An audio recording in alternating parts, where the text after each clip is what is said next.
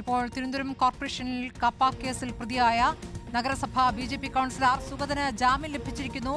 Nedumangad magistrate കോടതിയാണ് ജാമ്യം അനുവദിച്ചത്. അപ്പോൾ സത്യപ്രതിജ്ഞ ചെയ്യാമെന്നുള്ളതാണ്. സത്യപ്രതിജ്ഞ ചെയ്തതിനുള്ള ജാമ്യം ലഭിച്ചിരിക്കുകയാണ്. MG പ്രതീഷ് വിവരങ്ങളുമായ പ്രതീഷ്, ഇപ്പോൾ BJPയെ സംബന്ധിച്ച് ആശ്വാസകരമായ കാര്യമാണ്, സുഗതന്റെ കാര്യമാണ് ഒരു തടസ്സമായി നിന്നിരുന്നത്. ഇപ്പോൾ സത്യപ്രതിജ്ഞയിൽ പങ്കെടുക്കാം എന്നാണ് കോടതി പറഞ്ഞിരുന്നത്.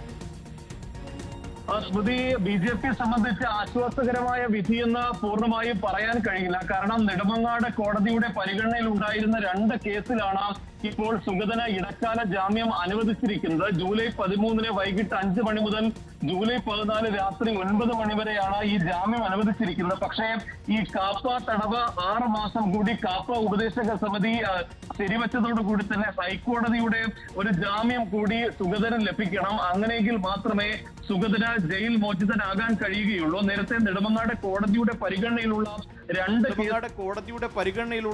2 കേസുകളിലാണ് ഇപ്പോൾ ജാമ്യം അനുവദിച്ചിരിക്കുന്നത്. അതുമായി ബന്ധപ്പെട്ട സുഗതൻ ആ കോടതിയെ സമീപിച്ചിരുന്നു. ആ കേസിലാണ് ഇപ്പോൾ ഇടക്കാല ജാമ്യം സുഗതന് അനുവദിച്ചിരിക്കുന്നത്. ആ സത്യപ്രതിജ്ഞയിൽ പങ്കെടുക്കാനുള്ള ആ ഒരു സമയം, അത് ജൂലൈ 13 വൈകിട്ട് 5 മണി മുതൽ ജൂലൈ 14 രാത്രി 9 മണി വരെയാണ് ഇപ്പോൾ അനുമതി നൽകിയിരിക്കുന്നത്. പക്ഷേ ഈ മറ്റൊരു സാങ്കേതികപരമായ ഒരു തടസ്സം നിലനിൽക്കുന്നത് ഈ കാപ്പ കേസിലെ ആ ഒരു തടവ് കാപ്പ ഉപദേശക സമിതി ശരിവച്ചതാണ്.